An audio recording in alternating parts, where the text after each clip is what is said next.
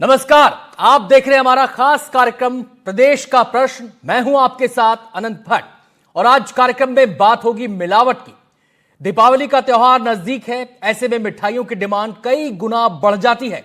इस डिमांड के साथ बढ़ जाता है मिठाई में मिलावट का खतरा। मिठाई में मिलावट का जहर जानलेवा भी साबित हो सकता है, लेकिन त्योहारों के समय मिलावटखोर बेखौफ हो जाते हैं। ऐसे में कई सवाल उठते हैं। क्या सैंपल की जांच में देरी होने का फायदा मिलावटखोर उठाते हैं? क्या पहले से मौजूद कानूनी प्रावधान नाकाफी हैं? क्या मिलावटखोरों के खिलाफ कानून को और सख्त करने की जरूरत है? क्या मिलावटखोरों में कार्रवाई का डर नहीं है? तमाम पहलुओं पर आज हम चर्चा करने वाले हैं। हमारे साथ खास मेहमानों का पूरा पैनल मौजूद रहेगा, लेकिन मेहमानों से आपका परिचय कराएं, चर्चा की शुरुआत करें उससे पहले ये रिपोर्ट आपको दिखाते हैं।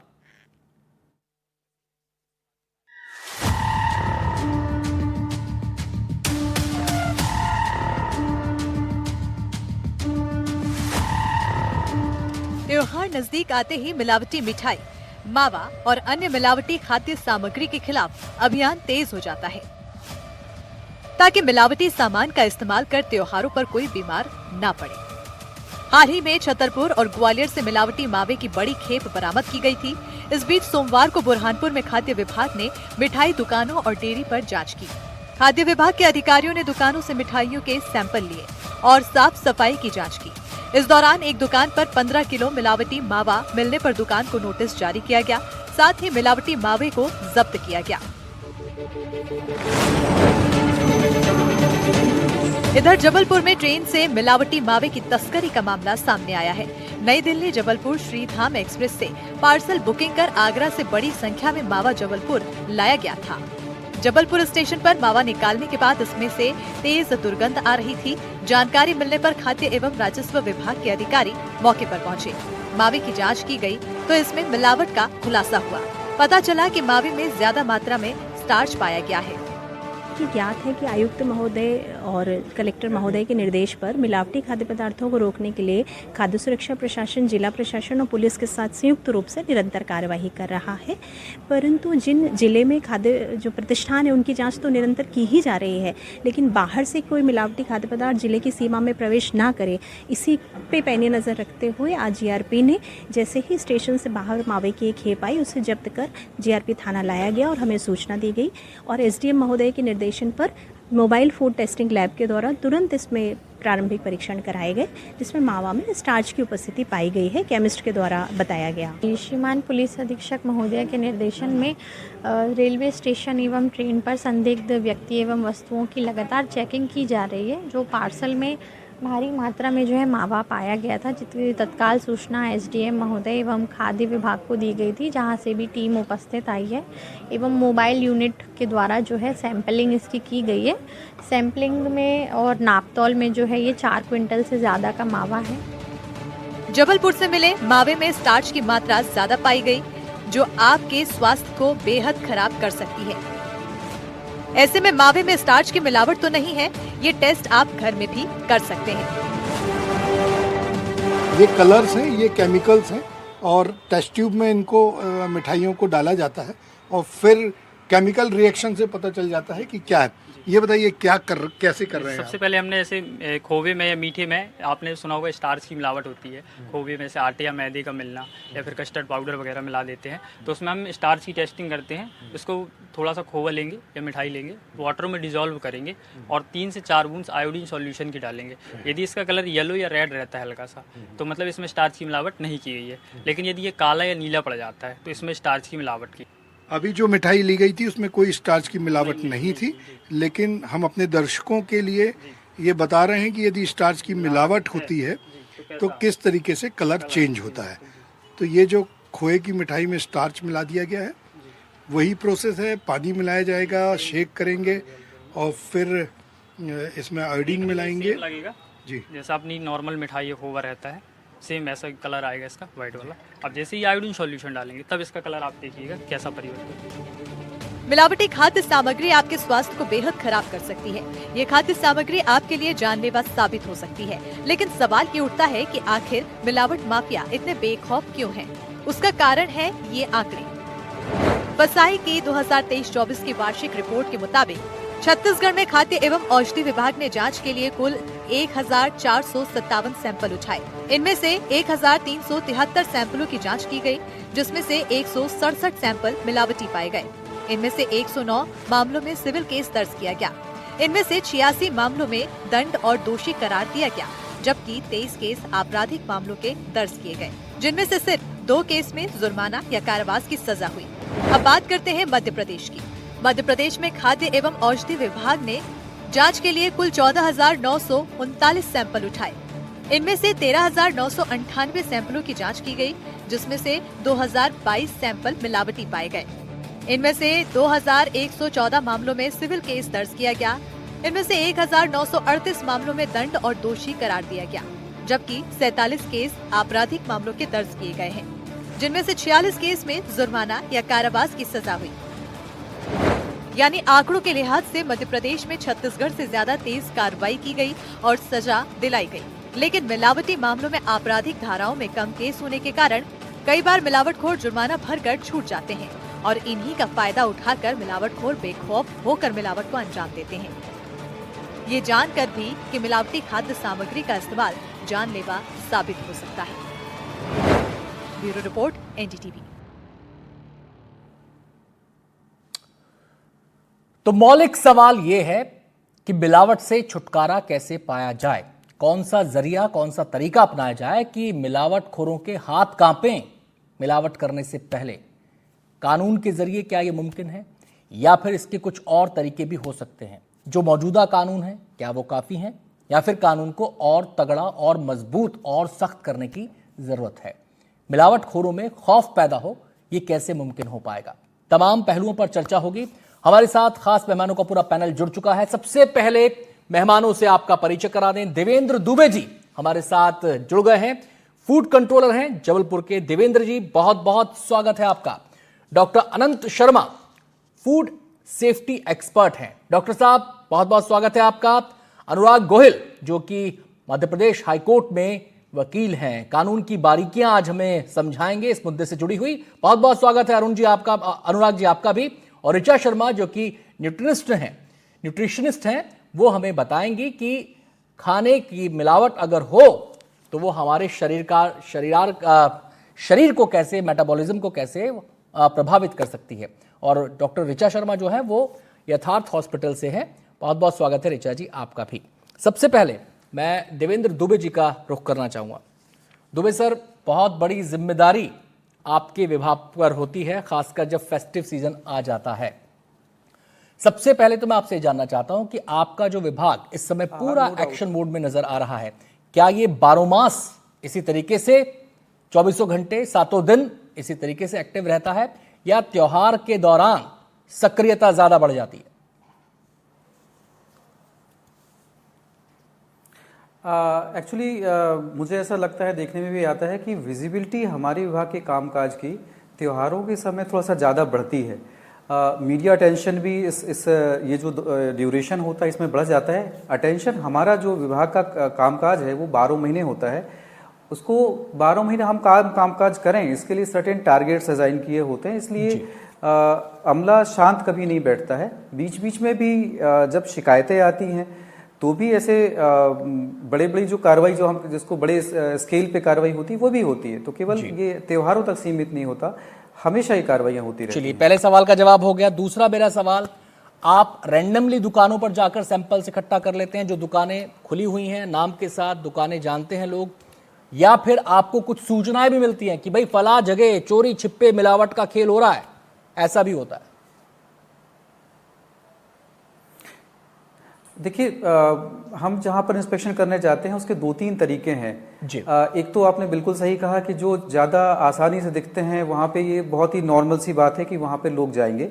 लेकिन अगर कहीं गलियों के बीच में कहीं पर ऐसे कुछ प्रोडक्शन किसी चीज़ का हो रहा होता है तो शिकायतों के माध्यम से जानकारी आती है। कभी कभी नगर निगम की तरफ से भी ऐसी जानकारी आ जाती है।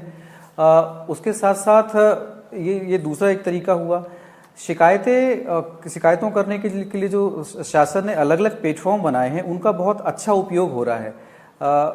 ये भी हमने देखने में आया, जैसे सीएम हेल्पलाइन मध्य प्रदेश में जो है वो काफ़ी अच्छा है, और उसमें कई बार ऐसी जगहों की शिकायतें आती हैं जिसके बारे में हमें असल में ना तो हमारे डेटा में वो होता है, ना हमारे पास उसकी जानकारी होती है जी। तो ये सशक्त माध्यम है अगर शिकायत करने का, उनका उपयोग जनता करती है और हम इस जगह पे जाते हैं। तीसरा और भी होता है कि हमें जो हमारे वरिष्ठ कार्यालय हैं उनकी तरफ से भी जो इंस्पेक्शन होते हैं वो रिस्क बेसिस पे अलोकेट होते हैं, तो इस तरह से हम काफ़ी जगहों पे हमारी जो पहुंच होती है वो बन जाती है। ये तो सर हुए आपके एक्शन से जुड़े सवाल, आप कैसे कार्रवाई करते हैं उससे जुड़ा सवाल। अब मेरा सवाल ये है कि मिलावट का एक खेल बंद क्यों नहीं हो पा रहा, मिलावटखोरों में डर क्यों नहीं है? वो त्योहारों के दौरान भी, त्योहारों से पहले भी मिलावट का खेल खेल रहे हैं। मावे में मिलावट, मिठाई में मिलावट, डिटर्जेंट वाला दूध, इसके अलावा और बतेरी मिलावटें यहाँ पर होती हैं। ये जान जोखिम में डालने वाला काम है, तो फिर काबू क्यों नहीं आ रहा, कंट्रोल में क्यों नहीं आ रहा? देखिए, मुझे लगता है कि प्रॉफिट मेकिंग के जितने भी जरिए समाज में होते हैं जी। लोग उन रास्तों को अडॉप्ट करते हैं। जैसे चोरी होती है तो चोरी में भी यही है कि लोग कोई बेनिफिट लेना चाहते हैं, हमें वैसे कोई काम नहीं करना है और काम नहीं करने के बाद भी हम गेन ज्यादा चाहते हैं जी। तो ये है समाज में प्रिवेल करने वाली एक बुराई है, उसमें से एक ये एडल्ट्रेशन भी है। क्या इसके पीछे ये मानसिकता नहीं है कि होना जाना तो कुछ है नहीं? शक्तियां भी होती हैं। नहीं, मैं देवेंद्र जी, मेरा एक सवाल अब है, ये थोड़ा सा तीखा हो जाएगा।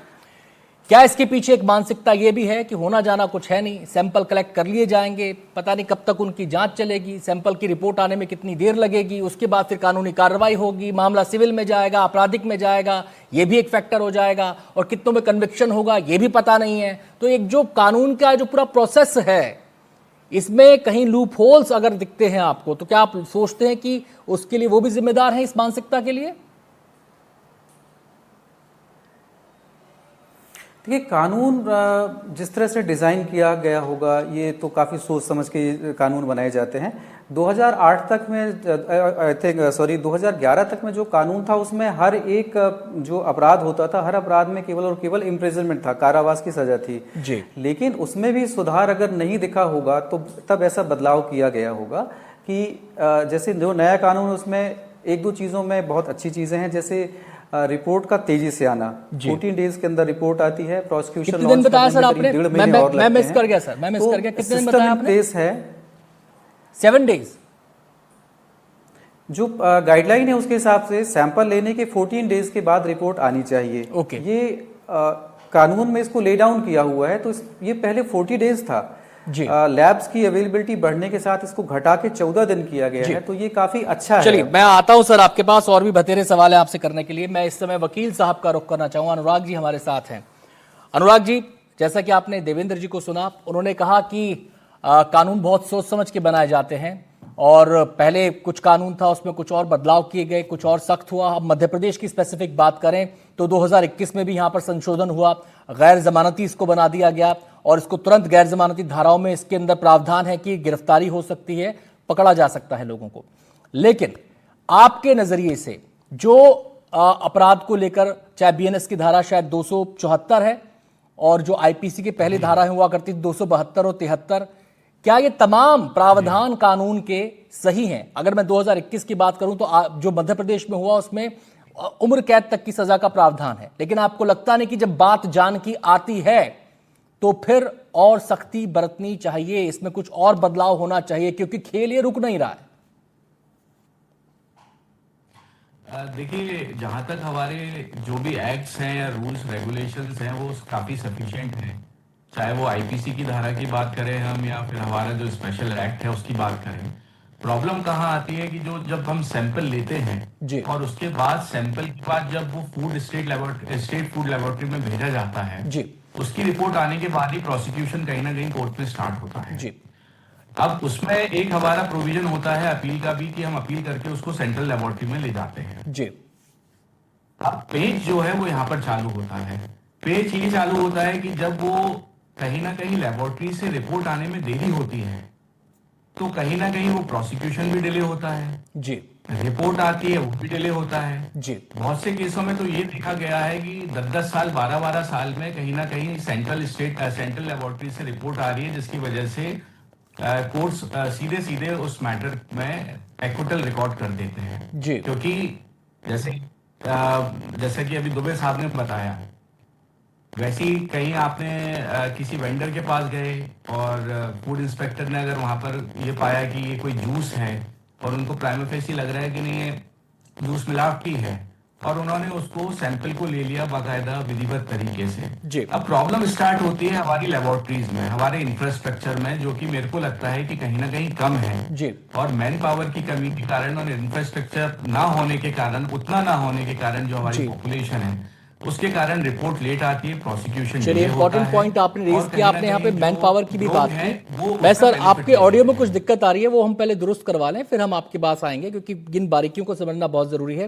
मैं आपसे ये भी समझना चाहूंगा कि हमने मध्य प्रदेश और छत्तीसगढ़ के कुछ आंकड़े दिखाए कि इतने केस लिए गए, इतने सैंपल्स लिए गए, इतनों के परीक्षण हुए, इतनों के नतीजे आए, फला केस सिविल में चला गया, फला केस आपराधिक में चला गया। सवाल लोगों के जहन में यह आएगा कि सारे केस आपराधिक में ही क्यों नहीं जाते। वैसे अगर हम बात करें कानून के नजरिए से तो दो फैक्टर हैं मिलावट के भी। एक तो ये फैक्टर है कि केवल मिलावट हुई, उससे किसी को शारीरिक हानि नहीं हुई, तो वो मिलावट तक सीमित रहेगा। लेकिन अगर शारीरिक हानि इसमें जुड़ जाती है तो फिर कानूनी प्रावधान शायद उसके हिसाब से लगेंगे। ये भी आपसे समझेंगे हम सीधे इस समय यहां पर रुख करना चाहेंगे डॉक्टर अनंत शर्मा का, जो कि फूड सेफ्टी एक्सपर्ट हैं। सर, अब सवाल यह है कि मिठाई तो हम ले आएंगे दिवाली के अंदर, लेकिन लोगों के जहन में एक सवाल ये रहता है, एक आशंका ये रहती है कि जो हम लेके आए हैं वो स्वच्छ है या नहीं है, वो स्वस्थ है या नहीं है, वो सेफ है या नहीं है। तो अगर हम अपने घर की बात करें तो क्या घर पर कुछ ऐसे तरीके हो सकते हैं कि लोग अपने से जांच के एक अंदाजा लगा सकें? देखिए, कुछ आसान तरीके अभी आप लोगों ने बताए भी हैं, लेकिन मेरा मानना है कि वो सफिशिएंट नहीं है, और जिस तरह की मिलावटें बाजार में हो रही है, आप घर में उनका पता लगाना आसान नहीं है। जी। जो शुरुआत से आपकी चर्चा हो रही है, अब मान लिया आपने स्टार्च का उसे बता दिया मिलाने का, लेकिन स्टार्च अकेली चीज नहीं है। मावे को बनाते समय बहुत सारी चीज उसमें मिला रहे हैं, और इस तरह के केमिकल अब मिला रहे हैं कि आप आसानी से घर में जांच नहीं कर सकते। जी। मुख्य समस्या यही है कि जो कानून है उसको प्रभावी बनाने की जरूरत है, उसको अधिक कड़ा करने की जरूरत है, उसको लागू करने में अधिक सख्ती बरते जाने की जरूरत है। और जो बात अभी यहाँ आई है कि कानून को उल्टा कमजोर कर दिया गया, पहले हर जगह सजा का प्रावधान था, अब उसको बदल कर ये कर दिया गया कि उसमें सिविल और क्रिमिनल दो अलग अलग कर दी गए हैं, और सिविल वाले मामलों में बहुत एक छोटी सी पेनल्टी लगाकर उनको छोड़ दिया जाता है। तो इसने उल्टा कानून को कमजोर किया है। तो कानून में कमी है, कानून को लागू करने वाले महकमों में कमी है, जो इंफ्रास्ट्रक्चर है वो तो बहुत ही कमजोर है। आज भी देश के अधिकतर जिलों में आपकी फूड टेस्टिंग लेबोरेटरीज ही नहीं है, जो स्टाफ है बहुत कम है। तो पूरा कुल मिलाकर की स्थिति ये है कि डर ही नहीं है लोगों में। और आप जो बेखौफ वाली बात करें, वही हकीकत है कि मिलावट करने वालों में कोई खौफ नहीं है, उनको कोई परवाह नहीं है। जानते हैं पकड़े भी गए तो कुछ कर करा के टाल देंगे मामले को, सजा आने तक या सजा से बच जाएंगे। कई बार खबरें आती कि लैब में भी सेटिंग करके रिपोर्ट बनवा सकते हैं। तो बहुत स्थिति बेहद खराब है, और इसी का नतीजा है कि मिलावट आज महामारी बन गई है, और तमाम जो प्रयास हैं वो बेअसर साबित हो रहे हैं। डॉक्टर साहब, आपके नजरिए में, क्योंकि अब जैसे जैसे हम बात कर रहे हैं तो उसमें बहुत सारे पहलू आ रहे हैं, इसमें वर्कफोर्स की भी बात आ रही है कि मैन पावर होनी चाहिए, इसमें लैब्स की भी बात आ रही है कि जिससे समय कम लगे, तुरंत नतीजे आए और नतीजों के आधार पर तुरंत एग्जीक्यूशन शुरू हो, प्रोसिक्यूशन शुरू हो, और उसके फिर कानूनी उसका एक नतीजा सामने आए। तो आपके लिहाज से किन किन बिंदुओं पर यहाँ पर काम करना जरूरी हो जाता है?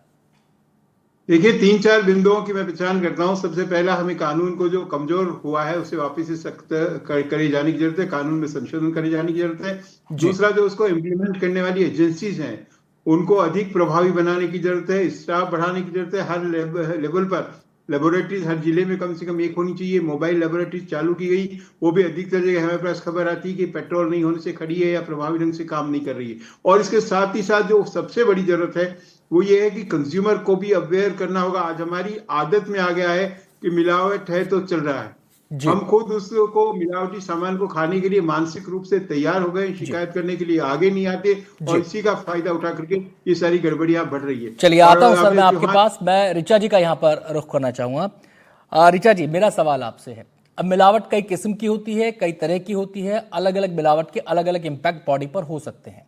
अब जैसे मावे की मिलावट में प्रमुख रूप से कहा जा रहा है कि स्टार्च मिला दिया गया, मैदा मिला दी गई, आलू मिला दिया गया, आटा मिला दिया गया, सूजी मिला दी गई। तो ये तो हुई मिलावट, इसमें है, यानी कि कानूनन तो ये जुर्म है। शरीर पर इसका इम्पैक्ट क्या है? और अगर मिलावट खतरनाक तरीके से, रंगों की मिलावट हो जाए या फिर कोई सड़ी हुई चीज को उसके पर एसेंस डाल के कुछ उसको बेच दिया जाए, वो वाली मिलावट है, तो उसका शरीर पर इम्पैक्ट क्या बनता है, हमारे मेटाबॉलिज्म पर क्या इम्पैक्ट उसका बनता है, कैसे ये हानिकारक हो सकता है? नमस्कार। सबसे बड़ी बात तो ये है कि अगर एडल्ट्रेशन किसी भी तरीके की है, मिलावट किसी भी तरीके की तो है, तो ये शरीर में हमारे सेंट्रल नर्वस सिस्टम को भी हैम्पर करती है, हमारे डाइजेस्टिव सिस्टम को भी हैम्पर करती है, जिसकी वजह से जो है हमारे को ज्यादातर गैस होना, पेट में दर्द होना, उल्टी होना, दस्त होना, ये सब चीजों को भी बढ़ावा देती है। इवन हमारे जो हार्ट के ऊपर भी ये इफेक्ट देता है।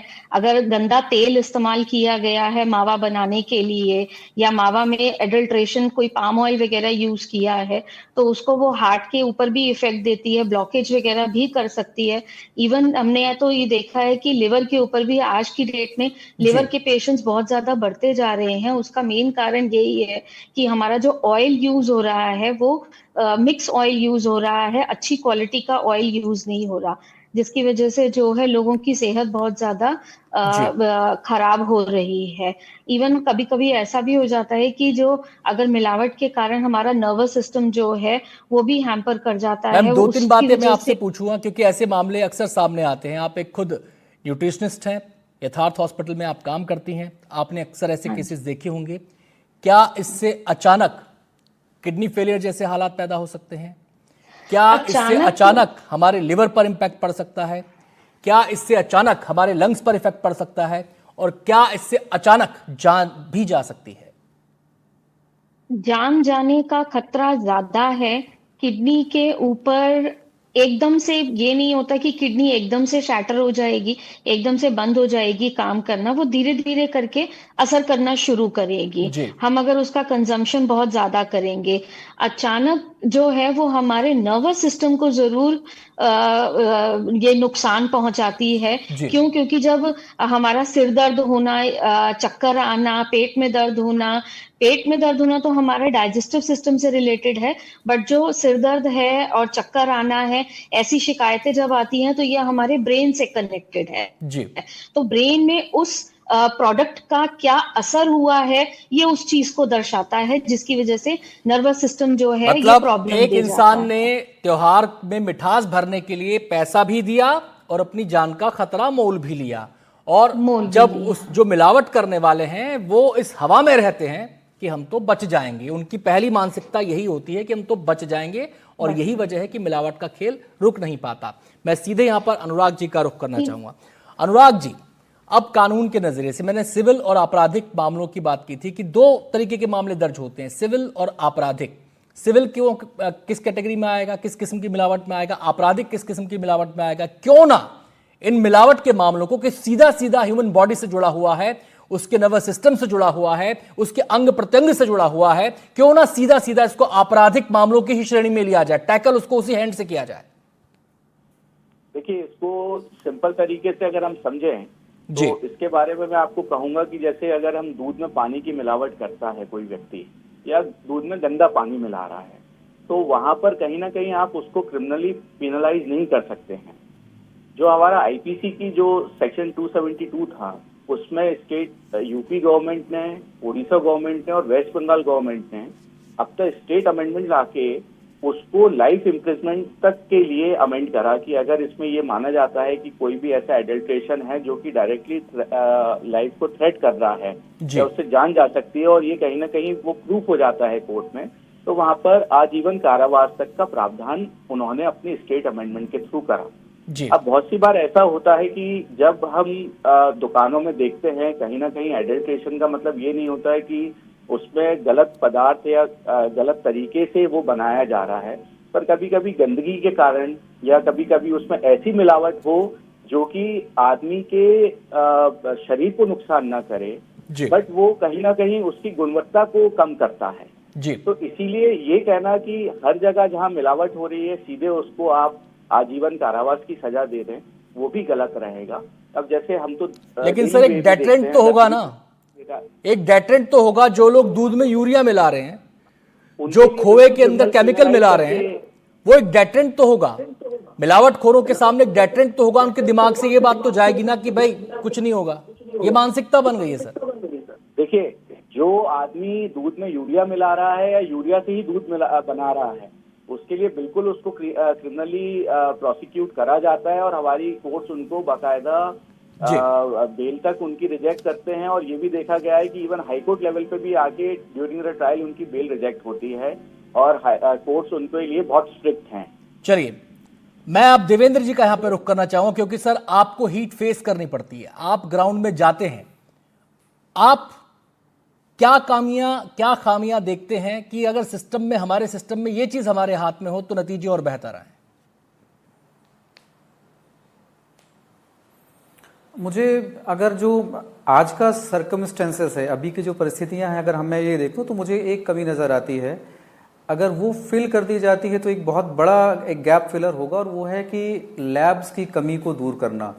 अभी जैसे मध्य प्रदेश की हम बात करें, एक फंक्शनल लैब हमारे पास है, लेकिन ये लैब जो जितने भी आप कहेंगे फूड बिजनेस जितना बड़ा है जी, उसको मीट करने में थोड़ा सा परेशानी तो होती है। बिल्कुल, आपको कहने की जरूरत ही नहीं है, इतना बड़ा प्रदेश और केवल एक लैब ना काफी। जी, इसके अलावा आप क्या देखते हैं? एक जो है वो आइडियल कंडीशन होगा, एक नहीं हो सकता है तो नहीं। इसके अलावा तो देखिए, अगर सभी लोग अपने जितने भी काम है उसको मुस्तैदी से करेंगे तो कानून मैन पावर काफी है सर। फूड सेफ्टी एक्ट में बहुत सारी ऐसी चीजें हैं जिसमें जी मैन पावर काफी है। नहीं, मैन पावर की कमी जरूर है। हाँ, देखिए मैन पावर की कमी है, लेकिन 2 सालों में जो हमारे डिपार्टमेंट ने जो व्यवस्था बनाई है उसमें 120 के आसपास एफएसओज हमें और मिलने वाले हैं। 67 तो आई थिंक मुझे लगता है कि 6 या 7 महीने में आ जाएंगे, तो 2 साल के अंदर मैन पावर की कमी हमारे यहाँ पूरी हो जाएगी जी। जहां तक मैं फील्ड स्टाफ की बात करता हूँ, लेबोरेटरीज के लिए तो फिर दूसरा है, उसको देखना पड़ेगा। एक दिन में कितने सैंपल आप टैकल कर पाते हैं?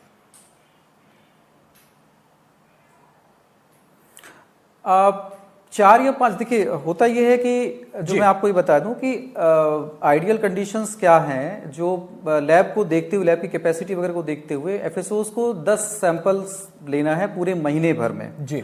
लेकिन होता यह है कि जैसे अब दीपावली के समय में आप ज्यादा सैंपलिंग करनी है जी। अगर आपके यहाँ किसी जिले में 2 एफएसओस हैं तो वो केवल 20 सैंपल लेंगे, टारगेट पे काम करेंगे तो। लेकिन चेक करने के लिए हमारे पास रेस्टोरेंट्स एंड होटल्स या ईटरीज काफी ज्यादा हैं, तो ऐसे में ये लोअर लिमिट नहीं देखा जाता। उस समय रिक्वायरमेंट के हिसाब से काम होता है कि हम कितने सैंपल करने हैं। मैं डॉक्टर अनंत शर्मा का यहाँ पर रुख करना चाहूंगा। देवेंद्र जी, समय की कमी है, आपने माना कि कुछ खामियां हैं जिनको दुरुस्त अगर कर दिया जाए तो और जो है एक्सेलरेशन होगा आपकी कार्रवाई में, आपके एक्शन में। डॉक्टर अनंत शर्मा, आपका फाइनल कमेंट। मैं ये कह रहा हूँ, आपने एक सवाल किया, इस चीज में अचानक जोड़ा। आपने कहा अचानक किडनी फेल हो सकती है क्या, अचानक ये हो सकता है क्या। ये सवाल जो है आपका, मैं इसी पे वापिस आ रहा हूँ। हेल्थ के साथ जो खिलवाड़ मिलावट में हो रहा है वो अचानक का सवाल नहीं है, क्योंकि रोज जो सामान हम खा रहे हैं वो मिलावटी है और धीरे धीरे ये जहर हमारे शरीर में जा रहा है। और चिंता इसीलिए नजर नहीं आती कि जब मरते हैं तो कहते हैं किडनी फेल होने से मरा, हार्ट फेल होने से मरा, उसका कारण पता नहीं, पृष्ठभूमि में नहीं जाते हैं जी। और इसी वजह से आम आदमी चिंता नहीं करता, उसको भी लगता है कि उससे नहीं मरा, जबकि वो इसी वजह से मर रहे हैं। आज जो लीवर के कैंसर बढ़ रहे हैं, तमाम तरह की दूसरी बीमारियां बढ़ रही है, उसका कारण ये मिलावटी है और इसीलिए हमें इस पे सबसे ज्यादा फोकस करना होगा। ऋचा जी, चलते चलते एक दिवाली टिप खाने को लेकर। मैं यही करूंगी, त्योहारों की मिठास तभी है जब हमारा खाना जो है हमारी थाली में शुद्धता और सेहतमंद हो। तो बेटर है जागरूक रहें और हमारी गवर्निंग बॉडीज को जो है वो इमीडिएट एक्शंस और स्ट्रिक्ट एक्शंस लेने चाहिए। बहुत बहुत शुक्रिया सभी मेहमानों का हमारे साथ इस महत्वपूर्ण चर्चा में शामिल होने के लिए। तो अगर व्यवस्थाओं की हम बात करें तो एक सिंगल मामला नहीं है जिसको आप ये करके ए करके आप टैकल कर लेंगे या बी करके आप टैकल कर लेंगे। एक होलिस्टिक व्यू की इसमें जरूरत है और बहुत ही व्यापक ये मामला है। बहुत सारे इसके कॉर्नर्स है, बहुत सारे इसके सिरे हैं, सब पर काम करना जरूरी है। आज हमारे इस कार्यक्रम में इतना ही। वक्त हो गया एक छोटे से ब्रेक का। आप बने रहिए हमारे साथ, खबरें जारी हैं।